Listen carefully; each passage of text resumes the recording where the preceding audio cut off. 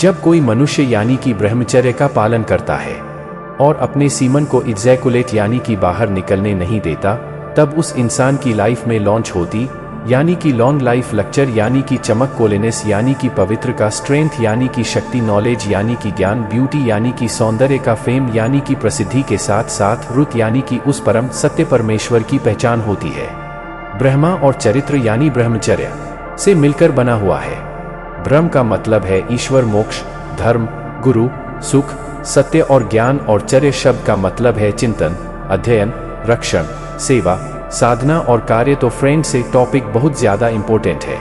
इस वीडियो की एक एक बात आपके लिए बहुत जरूरी हो सकती है। तो दोस्तों, इस वीडियो को पूरा एंड तक देखना। So let's get started. आप लोगों को शायद पता होगा कि भारत पुराने समय में हर क्षेत्र में आगे था, चाहे वो ज्ञान हो या शक्ति। हम हर चीज में आगे थे। इस देश में एक से एक वीर योद्धा, ज्ञानी, तपस्वी, ऋषि पैदा हुए।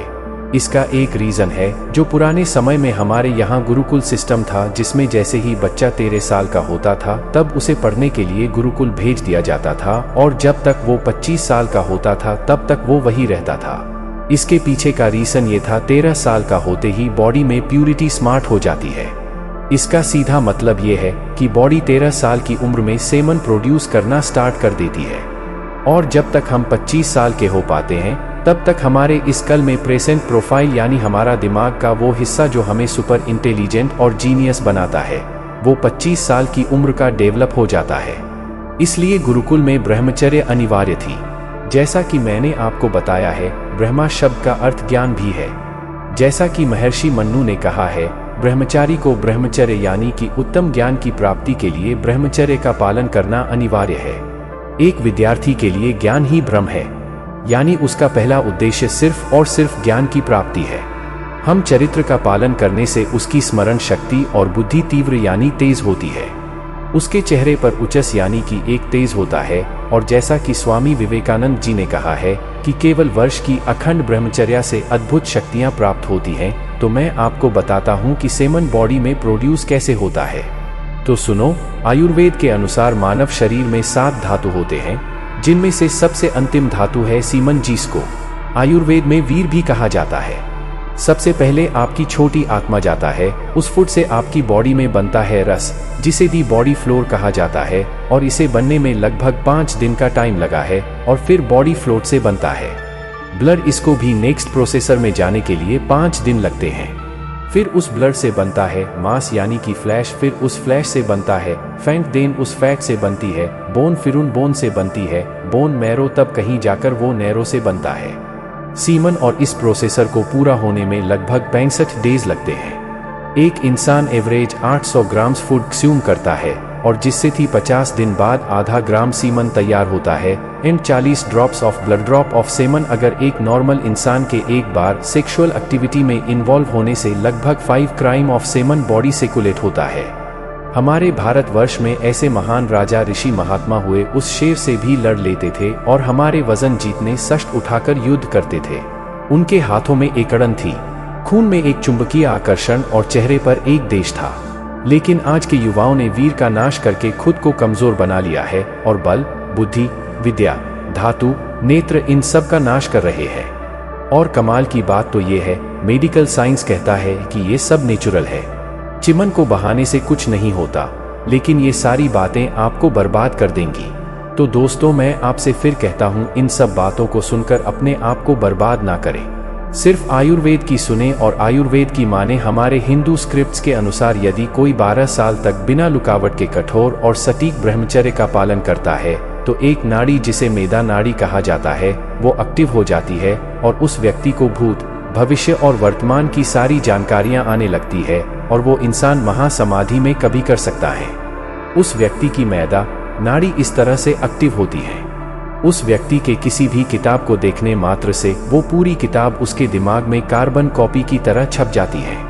इसे तो फोटोग्राफिक मेमोरी या फिर मेमोरी भी कहा जाता है। तो आइए अब जानते हैं स्वामी विवेकानंद जी का क्या कहना था इस टॉपिक पर। तो स्वामी जी कहते हैं, ईश्वर को पाने के एकमात्र लक्ष्य के साथ मैंने स्वयं 12 वर्ष तक खंड ब्रह्मचर्य का पालन किया। उससे मान लो एक पपरदा सा मेरे मस्तिष्क से हट गया हो। इसलिए अब मुझे किसी भी विषय पर भाषण देने के लिए ज्यादा तैयार या सोचना नहीं पड़ता।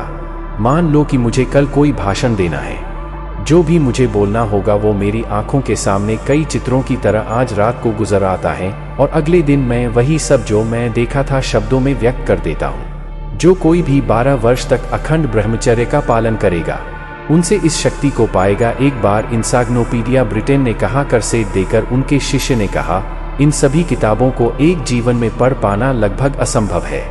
स्वामी जी पहले ही उन किताबों के 10 पार्ट एंड कर चुके थे। स्वामी जी ने कहा, तुम जो चाहो मुझे इन 10 पार्ट से पूछ सकते हो, मैं उन सभी प्रश्न का उत्तर दूंगा। स्वामी जी ने लगभग हर प्रश्न का एकदम सही ऑफ स्टार पूर्वक जवाब दिया। उनका शिष्य वही रो गया। उसने सारी किताबें एक तरफ रख दी और स्वामी जी से कहने लगा, इन सारी किताबों को पढ़ पाना एक इंसान की शक्तियों से बाहर है। इस पर स्वामी जी ने कहा, ब्रह्मचर्य और ध्यान की महिमा है। एक बार किसी ने गिरी के फेमस फिलॉसफर से पूछा, एक इंसान को अपनी जिंदगी में कितनी बार सेक्सुअल एक्टिविटी में इन्वॉल्व होना चाहिए? इस पर सोक्रेटिस ने कहा, जिंदगी में सिर्फ एक बार। इस पर असंतोष जताते हुए उस आदमी ने फिर से कहा, अगर इससे भी उसका मन ना भरे तो? फिर सोक्रेटिस ने कहा कि सिर्फ 1 साल में एक बार। एक और बार उस आदमी ने पूछा, अगर इस पर भी उसको संतोष ना हुआ तो? इस पर सोक्रेटिस ने कहा कि सिर्फ 1 महीने में एक बार। लेकिन इस बार फिर से उस आदमी ने पूछा, अगर इससे भी उसका मन ना भरे तो? इस पर सोक्रेटिस ने कहा, जाओ पहले अपने सिर पर कफन मान लो और अपने लिए एक कब्र तैयार करवा लो, और फिर चाहे जो मर्जी वो करो। तो आप समझ ही गए होंगे कि आपको ब्रह्मचर्य का पालन क्यों करना चाहिए। आप लोगों से ब्रह्मचर्य का पालन करने के लिए बिल्कुल भी नहीं कहूँगा, क्योंकि आप लोग खुद ही समझदार हो। तो मैं इस वीडियो को यहीं पर एंड करता हूँ। अगर कोई सवाल या बवाल आपको परेशान कर रहे हैं तो उसको कमेंट बॉक्स में जरूर बताना, मैं उसको रिप्लाई जल्द से जल्द आपको दूंगा। तो भाई लोग अपना अपना समर्थन जरूर देना। इस वीडियो को अपने मित्रों में जरूर शेयर करें, जिससे उनका भी हेल्प हो जाए। आप सभी का धन्यवाद।